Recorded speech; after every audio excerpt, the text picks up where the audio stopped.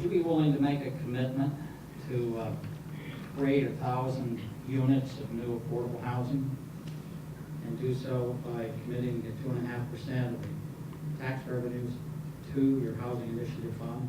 If you look at the budget, and our budget now will probably right around $5 billion, give or take a little bit. If you start with public schools, it says basically 49%.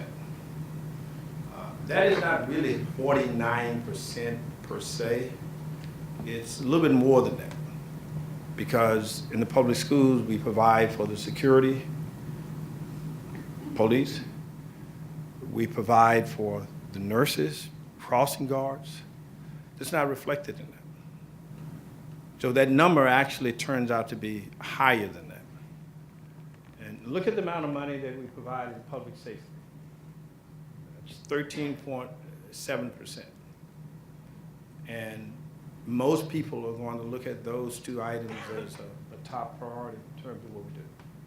Debt service, which is now the third highest number, that's basically essentially your mortgage payment, what you're going to pay for the borrowing that we've had to build the roads, to build the schools, and the housing and other things as well.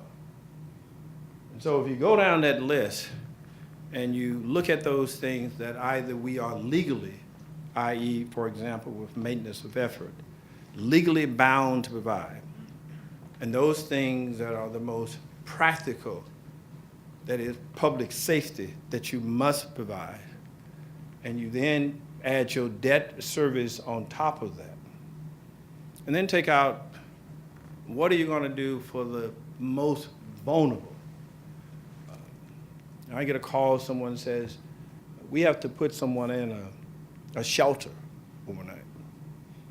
The person is out in the cold. Well, I'm going to tell you as county executive, I'm going to try to find a way in which to address that. So there are some people that are simply, because of disability, other challenges, no rational society would not seek out to help. So there's a certain cost to go there. So if you take the legal obligation plus the practical obligation, your debt service, and what I call the most basic human obligation, look at what's left. And that's the way you have to start off with this. Not that you start off with $5 billion that you can move around easily from one pot to the other. And so what I then must do is to find a way in which to accommodate, which is one of my top priorities, of affordable housing. Now, you're correct. We still need more affordable housing. And the problem is still one of a great magnitude. But keep in mind that Montgomery County probably has provided more affordable housing and addressed in the last 4 to 8 years than virtually anybody in this area. A huge sum.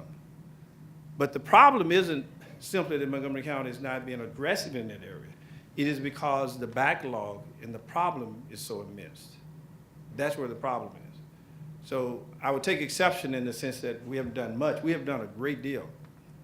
We probably provided housing that we preserve. And see, what people don't count is the preservation of affordable housing. Let me give an example. Just this past, a few months ago, we have an apartment complex in Silver Spring. Years ago, the county funded part of the money needed for that apartment complex to continue. And part of the deal was for the county to provide X amount of dollars in order to get a number of affordable housing units in there. But it was only for a certain number of years.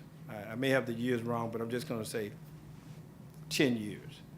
So the county provided enough revenue for the developers to maintain the apartment complex in exchange for our contribution of a certain amount of money, i.e. 8 to 10 years, that we would get affordable units therein. Well, at the end of that time period, that deal had expired. So we were left with a choice, either not to renew it or to, in effect, provide an additional subsidies to continue. Now, some people would not count that as new units and 1,000 units. It is the preservation of existing units, but it is utilizing what I call new money. And that new money in this case turned out to be about $5 million that we use to preserve. And so when you look at what we have preserved, maintained, and acquired, that's a huge number of units. And so, yes, this is a problem. It's a growing problem. And I intend to try to keep it. I'm going to work very hard to do so.